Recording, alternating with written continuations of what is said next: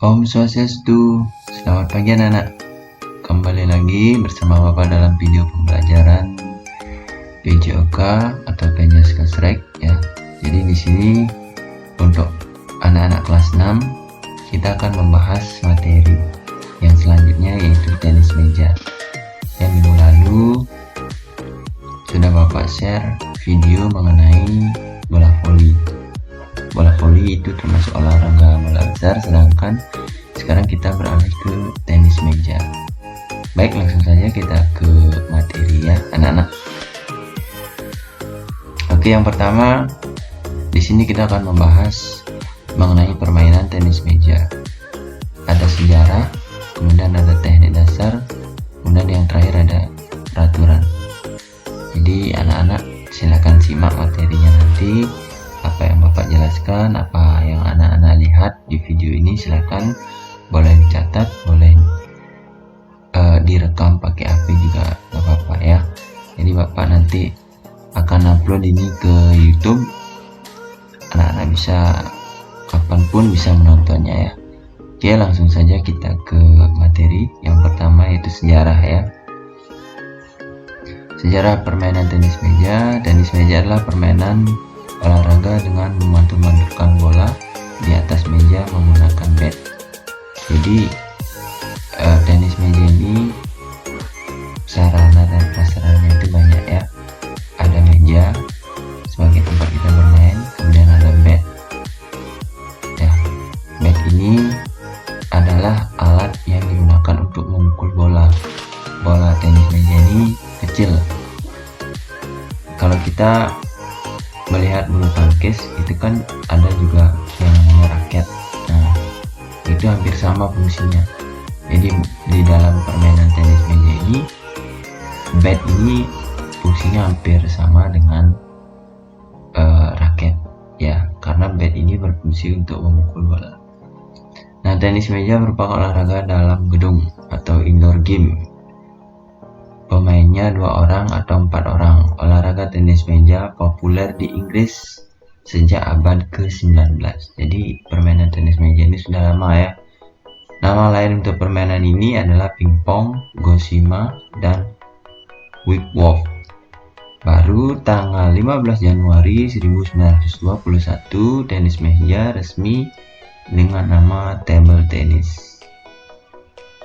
Ya, ini semua atas prakarsa dari George Lahmann ya. Jadi dari abad ke-19 dan akhirnya tanggal 15 Januari 1921 namanya itu resmi dikenal dengan table tennis. Itu nama dunia ya. Kalau kita di Indonesia itu tenis meja. Dan itu diketuai atau yang sangat mengapresiasi olahraga tenis meja itu adalah George Lahmann. Jadi dia yang sangat semangat untuk terus mengembangkan tenis meja ini. Nah, tenis meja ini masuk ke Indonesia tahun 1930. Jadi itu sebelum kita merdeka, permainan tenis meja ini sudah ada ya. Itu dibawa oleh orang Belanda yang sedang menjajah kita. Nah, kemudian 10 tahun kemudian permainan ini dikenal masyarakat Indonesia melalui para pamong dan ambtenar atau pegawai negeri. Jadi tahun 1930 dibawa oleh bangsa Belanda ke Indonesia. Waktu itu hanya bangsa Belanda saja yang bermain. Kemudian 10 tahun kemudian dikenal oleh masyarakat Indonesia. Kenapa lama? Karena kan rutinitas orang-orang penjajah itu tidak boleh diketahui oleh masyarakat kita ya. Sangat tertutup. Jadi baru 10 tahun kemudian baru masyarakat Indonesia mengenalnya. Nah, tahun 1948, 3 tahun setelah kita merdeka, dibentuk Persatuan Pingpong Seluruh Indonesia. Ya, pingpong ini nama lain dari tenis meja ya. Itu tahun 1948 ada yang namanya Persatuan Pingpong Seluruh Indonesia. Kemudian tahun 1951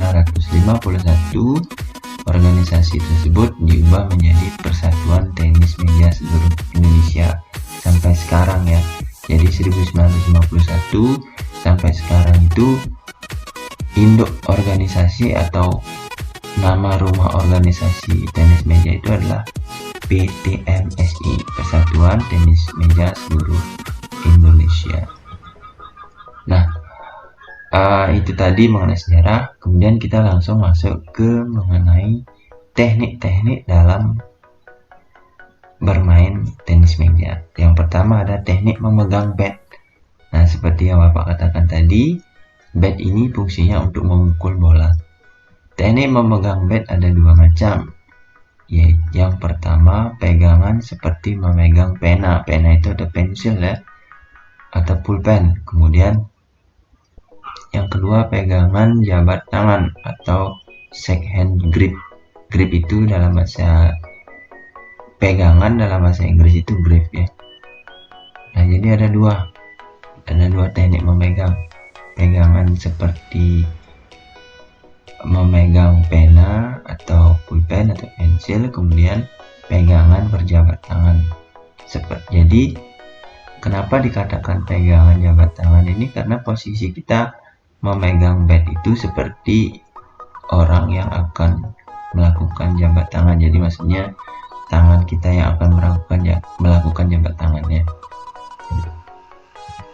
Nah, di sini ada gambarnya. Oke, jadi ini gambar yang pertama itu adalah pegangan seperti memegang pena. Jadi anak-anak kalau memegang pensil kan seperti ini, pensil, pulpen itu seperti ini. Makanya dinamakan pegangan seperti memegang pena. Kemudian pegangan jabat tangan atau shake hand grip. Jadi bentuknya seperti ini. Ini tangannya membentuk seperti orang yang sedang melakukan jabat tangan atau bersalaman ya. Nah, setelah kita mempelajari teknik memegang bat, kemudian ada teknik siap sedia. Jadi teknik siap sedia ini artinya kita berada di depan meja itu harus siap saat akan bermain tenis meja. Nah, teknik siap sedia ini juga ada dua macam. Yang pertama ada square stand. Square stand adalah posisi badan secara penuh menghadap ke meja. Jadi meja kita di depan, jadi posisi badan kita itu saling berhadapan dengan meja. Posisi ini cocok untuk siap menerima servis lawan ataupun siap kembali sesudah pukulan lawan dikembalikan. Kemudian yang kedua ada side stand. Side stand adalah posisi badan menyamping. Posisinya menyampingi ke kanan dan menyamping ke kiri. Jadi posisi menyamping ini artinya meja kita yang berada di depan kita dan posisi tubuh kita agak menyamping. Menyamping ini bukan berarti berada di sebelah kanan atau kiri meja, melainkan tubuh kita yang menyamping atau memiring, tidak semata-mata berdiri tegak menghadap meja, jadi agak miring begitu ya. Nah, teknik siap sedia seperti itu. Jadi jika anak ingin membaca lagi materi yang sebelumnya, silakan ditonton lagi videonya ya. Kemudian, nah ini ada gambarnya. Seperti yang Bapak bilang, ini teknik square stand. Stand itu berdiri ya, square itu berhadapan. Jadi tubuhnya ini lurus dengan meja ya, berhadapan. Nah, beda dengan side. Side itu samping, stand itu berdiri. Jadi posisi tubuh ini meja dan posisi tubuh kita menyamping, bukan lagi berhadapan seperti ini. Ini sudah menyamping. Beda nih caranya. Jadi di saat bermain itu anak-anak harus bisa mengkombinasikan si gaya siap sedia ini, baik anak-anak menggunakan square stand atau side stand, itu bebas ya, dikombinasikan. Nah, tadi sudah kita mempelajari teknik memegang bat, teknik siap sedia. Sekarang teknik gerakan kaki. Teknik gerakan kaki dalam tenis meja dibedakan bagi nomor tunggal ataupun ganda. Jadi permainan tenis meja ini ada tunggal ada ganda ya, sama dengan bulu tangkis. Gerakan kaki yang digunakan pada nomor tunggal juga digunakan pada nomor ganda. Arah gerakan kaki ke depan, ke belakang, ke samping, ke kanan, dan ke samping kiri ataupun secara diagonal. Jadi gerakan kakinya ini bebas ya, dan secara diagonal. Diagonal ini artinya lurus, dia tidak zigzag, tidak melingkar, itu tidak ya. Jadi lurus ke samping kanan, samping kiri, ke depan, ke belakang, seperti itu ya. Nah, kemudian ada teknik pukulan. Nah, teknik pukulan ini ada berbagai macam ya, teknik pukulan.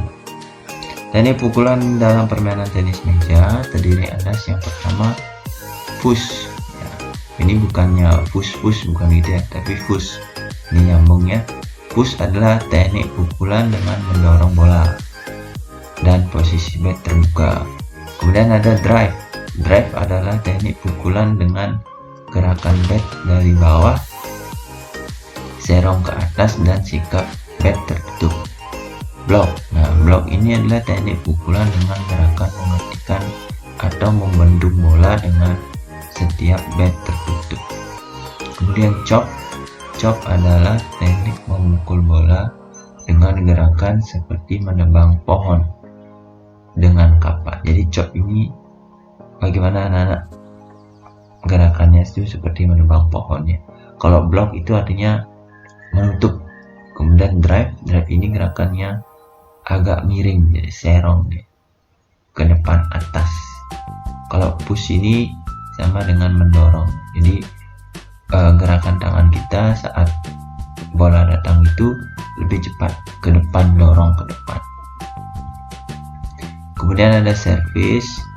Yang kelima ada service. Service adalah teknik memukul bola untuk menyajikan bola pertama. Jadi untuk memulai pertandingan itu harus ada bola service. Kemudian ada forehand.